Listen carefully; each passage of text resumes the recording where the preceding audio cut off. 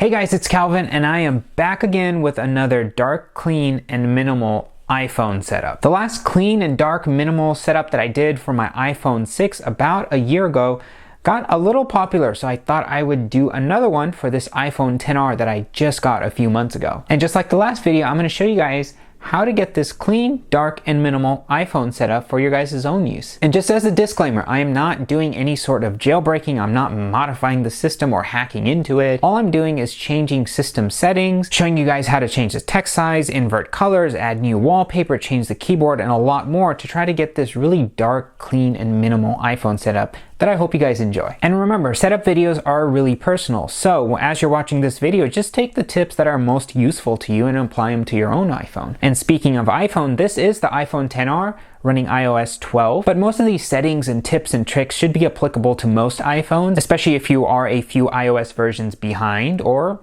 possibly in the future. Alright, enough talking, so let's actually start the video and get working on this dark, clean, and minimal iPhone video. Alright, so let's get started here. I took my iPhone and I reformatted it and reset it back to factory settings. So this is a clean blank slate, and I'll go through all the settings and all the tips and tricks that I use to get my clean, dark, and minimal iPhone setup. Alright, so the very first tip I have is actually sort of a house cleaning tip, and that is to go through the apps and actually delete the apps you don't need or you don't use that often. That's the whole point of having a minimal setup, is to take things out that you don't need. So your first step is actually to go through the default apps and any other apps that you might have downloaded, and if you don't use certain apps for a very long time, just go ahead and delete them. You don't need them. And remember, for those of you guys who are thinking, oh well, I might need them in the future, just remember, your Apple account keeps track of all the apps that you've downloaded. So if you ever need to download an app again, you can just go to your App Store and just re-download it if you need it. So for an example, I don't use the iTunes Store, so I'm just going to long press or force press on the screen for that app icon and just delete it. And I'll go through a few of the others, and podcast I don't need, so I just delete it. And again, you can always download these apps from the App Store if you need to download them again. Now obviously I just have the default app, so I don't delete that many, but for those of you guys who have a ton of apps, just go through them and really think about the apps that you need to keep and the ones that you can afford to delete. Alright, for the second tip, I actually like having a blank home screen. I love being able to unlock my iPhone and just being able to look at the wallpaper that I have on my iPhone. I don't like seeing all these apps right when I open up my iPhone. So the second tip I have is actually to take all of your apps on all your home screens and move it here to the second iPhone home screen. But the second home screen is actually important. What I like to do, my rule of thumb, is to have all of the apps that I frequently use on this home screen, on this second home screen, and all the other apps that I don't get to that often, I actually like keeping them in a small folder, and I name that folder app. So that accomplishes a few things. Number one, I have a blank home screen. Number two, all the apps that I frequently use are on this second home screen. And number three, all of the apps that I don't use that often but I still need from time to time are in a small little folder.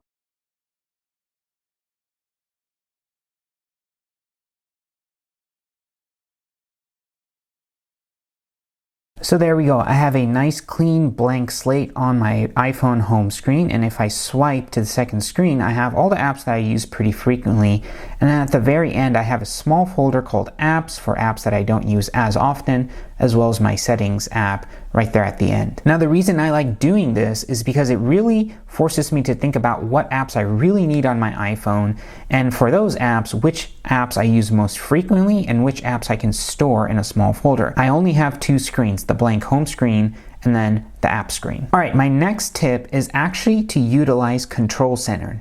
Now Control Center is, if for the newer iPhones you can swipe down from the top right, or from the older iPhones you can swipe up from the bottom.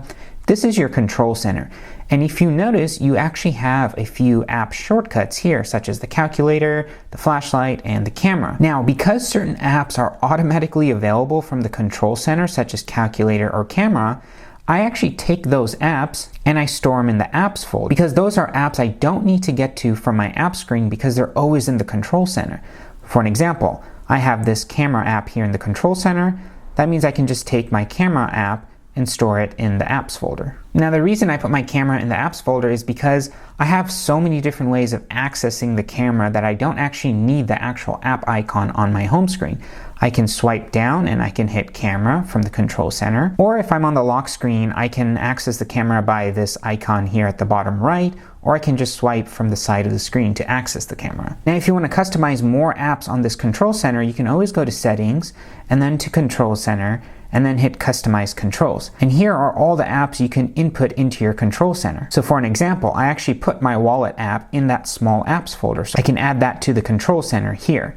So now when I swipe down from the control center, I have access to my wallet right there. And this is great. Utilizing the control center gives a great way to clear up apps from your home screen and just store them in the apps folder. The less apps on this screen, the better. All right, now that we have all the basic house cleaning stuff out of the way, let's actually start tweaking some of the settings to try to get this clean, minimal, and dark setup. And remember, everything in this video are just tips, so you don't have to take every single tip into your own setup, just figure out the ones that work best for you and utilize those. All right, so the first tip I have is actually notifications. So sometimes you don't need every single notification bothering you at the top. You only want the most important notifications notifying you. So what I like to do is I actually like to turn off the little banner notifications for certain apps that are maybe not as important. So if we go into settings, and then into notifications, for certain apps I can turn off the banner notifications. So for an example, in the Games app, let's say you don't want the banner notifications all the time, but you would still rather have the notification in the notification center. You just don't want the alert. So if you go into notifications and then to games, you can actually just turn off banners. Now remember, notifications for games are still going to show up on your lock screen and they're still going to show up on your notification center, but they're not going to bother you with those little banners at top. This is a great way to get rid of unnecessary notifications in the form of banners and not always have to distract you when you're doing important things. You can still access those notifications when you actually swipe down into the notification center. All right, the next thing is actually sounds and haptics. So this setting right here in settings. Now, picking the perfect ringtone and text tone is pretty important. You don't want something that's super distracting. And honestly, this comes down to a personal choice. For the ringtones, I actually like the default reflection tone on the iPhone XR and iOS 12.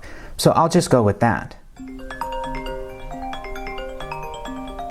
Again, text tone is something of a preference. You can always choose something that's subtle but nice. All right, the next thing is actually still in sounds and haptics. If you scroll all the way at the bottom, you have this option for keyboard clicks. Those clicks happen when you type or press on each individual key when you're typing a text message or writing something down. Now, if you want to keep it clean and minimal, you can always just turn that off. But for those of you that do prefer it, you can just keep it on. All right, the next tip I have for you is in Do Not Disturb in settings. So let's go into that setting. Now remember, there is no need for unnecessary distractions at night. Most of your notifications can wait until the morning. So having a minimal style is all about mindfulness. What I personally like to do is I like to keep my Do Not Disturb feature on in scheduled. So if I choose scheduled, and I can select the times that I want Do Not Disturb to be on, or quiet hours. So 10 p.m. is fine, and then maybe 6 a.m. So from 10 p.m. to 6 a.m. every single night, I'm not going to receive notifications, or I'm not going to get alerts for those notifications.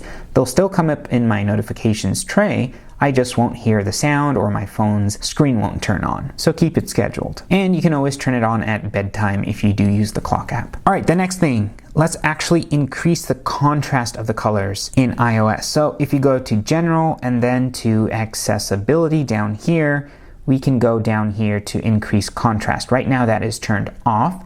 Now if I turn it on, you'll notice that the blue for this accessibility back button actually got a little bit darker. It might be hard to tell on camera, but if you switch this on and off, you'll notice that the colors do get a little bit darker. I think this makes the colors pop a little bit more on white or black backgrounds, and it just makes things a little easier to see. Again, personal preference, I do prefer it on for my setup. All right, the next thing, if we go back one menu, I actually like having this setting on. The on and off labels. And what this does, it either gives you a little tick mark, this little 1, when a setting is turned on, or if I turn it off, you'll notice that those little tick marks go away. Again, personal preference, I like having them on, I like seeing the on and off switches. Okay, next, probably one of the most important things in this dark, clean, and minimal setup is the closest thing we'll get to a dark mode in iOS 12 as of right now. Apple still has not introduced a complete system-wide dark mode for iOS. I don't know why. It's already on their Mac OS. I think it would look super clean on their iPhones, but they don't have it. However, the closest thing that we do have to dark mode is something called Smart Invert Colors. Now, there are a few ways to access this setting. However, I'm going to show you guys how you can set it up so that you could triple click your side button here, or if you have an older iPhone, you can triple click the home button to access this setting. So we're still in accessibility, and we want to scroll all the way down to this accessibility shortcut. And here it says triple click the side button or the home button for some of these options. I'm going to click Smart Invert Colors. And you can turn on other settings as well to access them if you triple click the side button. But for now, I'm just going to turn on Smart Invert Colors. And what this does, if I go back to our regular settings here or anywhere in iPhone, I can actually triple click the side button and say Enable Invert Colors. Now what this does is that it inverts all the colors throughout iOS. Remember, this is not a dark mode. This is just inverting colors. So anything that is white is going to turn black. But the reason it's called Smart Invert is that iOS is smart enough to know what to invert. So it's not going to invert the colors of the app icons here. It's not going to invert pictures that you see on the web. It's not going to invert certain things that would look really weird inverted, such as certain colors here in the control center. Now this works for now, and I only hope that iOS 13 or a future version of iOS does enable a true dark mode so that it's not actually inverting the colors, but rather having a dedicated and integrated dark mode in their system-wide UI. Now the reason I would prefer a system-wide dark mode as opposed to just inverting colors is because of this. If you go into certain menus or any menu in iOS, you'll notice that the back buttons to get back to the previous page are now in yellow. And the reason they're in yellow is because iOS is inverting the normal traditional blue color. The inverse of blue is normally yellow, or this yellowish tint. So it would be cool to still have a black background, but still keep the blue buttons, as well as other clickable links that are still blue as opposed to yellow. All right, the next thing, we are going to change the text size. So if we go up here into settings, and then go up to display and brightness, and then down here to text size. Now, if you've watched my old iPhone setup video for my iPhone 6, you'll know, you might have remembered that I actually like the text size super small. It just makes things look a lot more cleaner, a lot more minimal. However, because the new screens on these iPhones are pretty big because they're trying to go bezel-less, I actually find that having the text size somewhere around there is pretty good for this particular iPhone. Again, this is preference. Try out the different text sizes and see what works for you. But I'm going to keep my setting right there. And that text size looks pretty good. All right, I have two more pretty important tips for you guys, and that is going to revolve around the keyboard and the wallpaper. Now, here I am in my Notes app. Now, if you kept the Smart Invert Colored settings on, you'll notice that we have this nice dark theme as well as the black keyboard. Now this is great if you want to keep Smart Invert on, but if you don't want to turn it on, you'll notice that the keyboard goes back to this normal default gray keyboard. And although the keyboard on iOS 12 is pretty nice, there are other keyboards that I think are a little bit better, and they let you customize the colors of the keys. I personally don't like having the keys blocked out. I would personally just like to have the letters without the borders. So there are two keyboards that I could recommend from the App Store. So one is SwiftKey, and the other one is Gboard from Google. Now Gboard is pretty good, but I actually prefer SwiftKey a lot more here on iOS. I think the customization on SwiftKey is really good. I think the keys on SwiftKey actually look a little bit better, and I think the glide feature, which I'll talk about a little bit later, is actually much better on SwiftKey for iOS as opposed to Gboard for iOS. So let's actually exit out of this Notes app. Let's go to the App Store, and in the App Store I want to search for SwiftKey. And you'll notice it's this keyboard right here. And I'm going to go ahead and just download it. All right, so once it's downloaded, I'm going to click open, and it's going to take me to the SwiftKey app, getting started. I'm going to go not now. So once I open up SwiftKey for the very first time, it's going to take me through a few steps to actually set up this keyboard. We do need to activate SwiftKey in iOS's settings, and then we need to enable this keyboard to have full access when we open up the keyboard. So if we just go back to settings and go back and back, then go to General, and then down here to Keyboard, and then go up here to Keyboards, I can hit Add New Keyboard. And here, if you downloaded the app and opened it for the first time, you'll see SwiftKey. So I'm going to click on that, and now it's added to my list of keyboards. Now, if I click on SwiftKey, I do need to allow it full access so it does enable when I start typing. So I'm going to turn this switch on.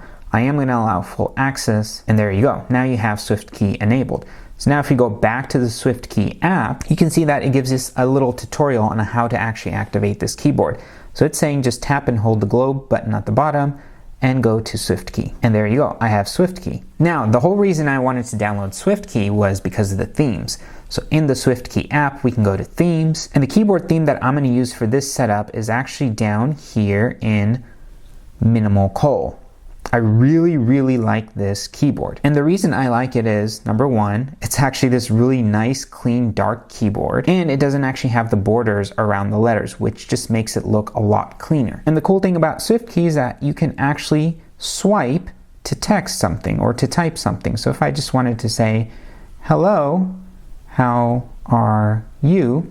I'm just swiping over those letters, and it's automatically able to infer what word I want to type. That's pretty cool. It's really fast if you're just using this thing one-handed, and I think overall it's just a really great keyboard. Okay, we're almost done with this setup. The last thing I want to do is talk about wallpaper. Now, I prefer really clean, dark, and minimal wallpapers. And in my last video, I actually gave you guys a few wallpapers that I really liked, but in this video, I'm gonna let you guys decide what wallpaper you wanna choose. And for my dark wallpapers, I actually like using a specific app to get my wallpaper. So if I go into the App Store and search for Unsplash, I really love this app. This app takes a bunch of photos from a lot of different sources, and these photos you can use for whatever you'd like. I just use them for personal use for my wallpapers and such, and they have an amazing variety of different types of wallpapers that you can choose to have on your iPhone.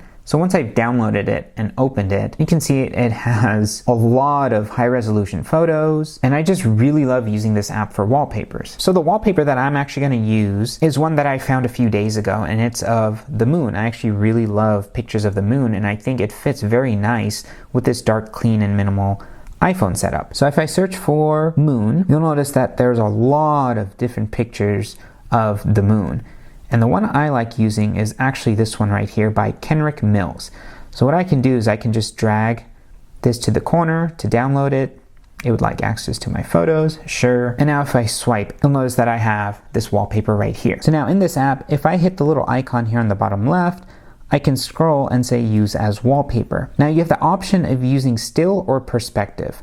I actually prefer still. I don't like the picture moving around. It's a little distracting. So I'm gonna set this wallpaper for both my lock screen and my home screen. So now when I go to my empty home screen, I have this really nice picture of the moon here. It's this really nice wallpaper for this dark setup, and I think overall it looks really good. And another reason I like wallpaper like that is because when your iPhone is locked and you tap to wake it, you'll notice this little fade effect that happens that's implemented in iOS.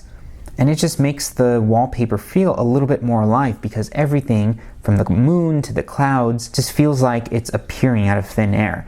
I think that's a really cool effect, and it really fits well with this dark, clean, and minimal setup. And just to do a last bit of cleanup, we did download SwiftKey and we did down Unsplash. These are apps that I'm not going to use that often, or I need to get to very often, so I'm just going to drag and drop those into the apps folder, click done, and there you go, my second screen of most used apps, every now and then apps, and then my blank home screen, which looks really nice. All right, there you go. Now you have a dark, clean, and minimal iPhone setup. So I hope you guys enjoyed that video. Hopefully a lot of the tips and stuff you found very useful. And again, like I said in the beginning, this is just a personal thing. So a lot of these tips are just suggestions. You want to change your iPhone so that it best fits your lifestyle and your own personality. And to me, I like having things very clean, very minimal, and I like getting rid of a lot of unnecessary distractions. And that's part of the reason why I made this video and why I use this particular setup.